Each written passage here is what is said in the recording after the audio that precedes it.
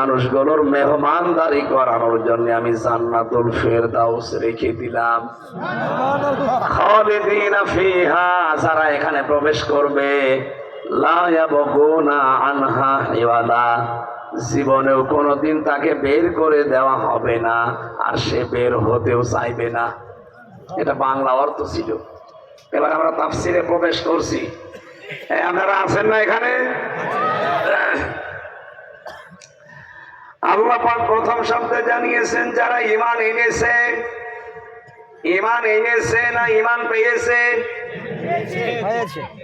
আমরা এখানে যারা বসে আছি আমরা কিন্তু ঈমান আনি নাই, আমরা ঈমান পেয়েছি। কথা বলে না কেন? আমাদের বাপ দাদা পূর্বপুরুষ যারা ছিল মুসলমান, ওই ঘরে এসেছি, এ কারণে আমিও মুসলমান। কিন্তু সাহাবায়ে কেরাম যারা ঈমান এনেছিলেন না ঈমান পেয়েছিলেন? যারা ঈমান আনে, এই যারা ঈমান আনার আগে একটা কাজ আল্লাহ আমাদেরকে আগেই দিয়ে দিয়েছেন।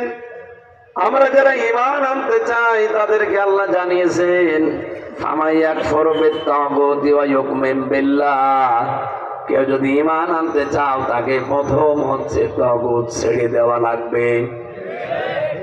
তাগুত ছেড়ে দিয়ে যদি আপনি ঈমান আনতে পারেন, লানফিসামা লাহা, জীবনেও এই ঈমান আপনার ভঙ্গ হবে না, নষ্ট হবে না, ছিঁড়ে যাবে না। বলেন সুবহানাল্লাহ।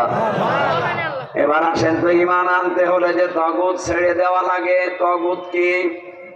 তাগুতের প্রথম অর্থ হচ্ছে আল্লাহর আইন যে শক্তি মানে না, অন্য কাউকে মানতেও দেয় না, ওইটার নাম তাগুত।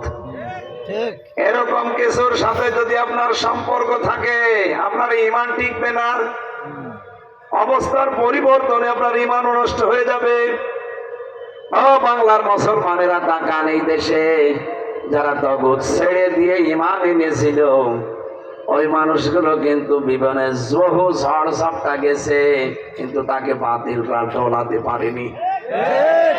এক চুল তার ঈমান থেকে তাকে নড়াতে পারেনি।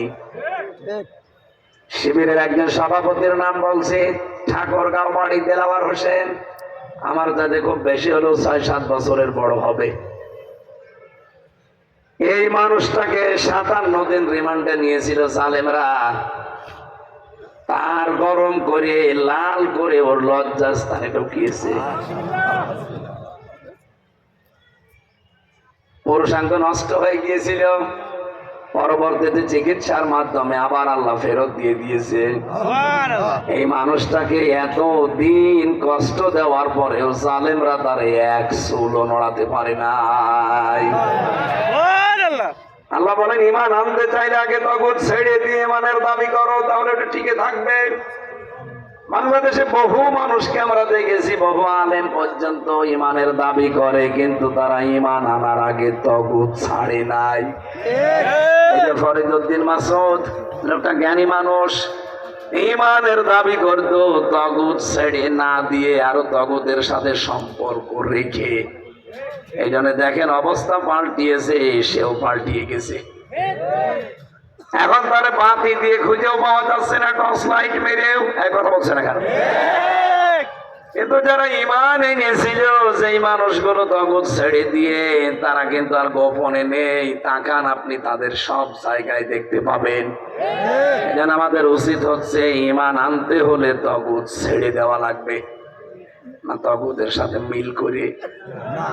এখানে যারা আমরা আছি, আমরা আজকে থেকে সিদ্ধান্ত নেব যে তাগুত আমরা ছেড়ে দিতে চাই, এরপর ঈমানের দাবি করতে চাই। এইরকম ঈমান যদি আনতে পারেন, ওয়ামিলুস সালিহাত, ২ নম্বরে আপনাকে ভালো কাজে আঞ্জাম দেওয়া লাগবে। সালেহ শব্দটা কোরআনে আছে।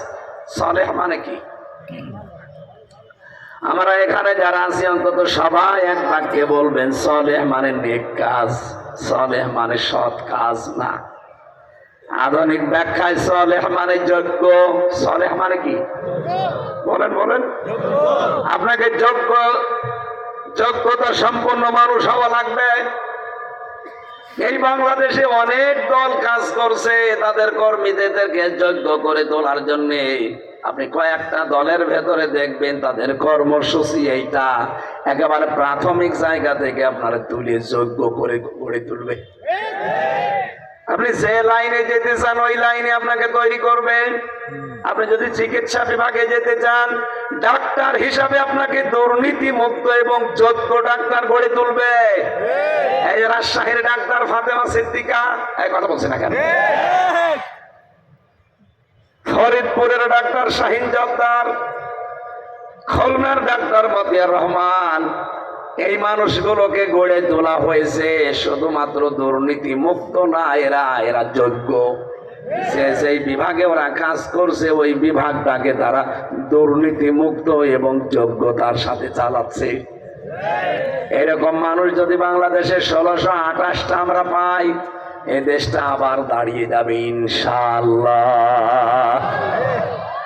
এই 1628টার ভেতরে সবচাইতে গুরুত্বপূর্ণ সামনে আসতেছে 300। কত? 300-র ভেতরে মিজান সাহেব একজন। এই 300-র ভেতরে যদি 151 জন এই কোরআনে কারিম বুকে নিয়ে সামনের সংসদে যেতে পারে, বাংলাদেশে নামাজের ওয়াজ করা লাগবে না। পরের দিন দেখবেন এই দেশে নামাজ রাষ্ট্রীয়ভাবে কায়েম হয়ে গেছে।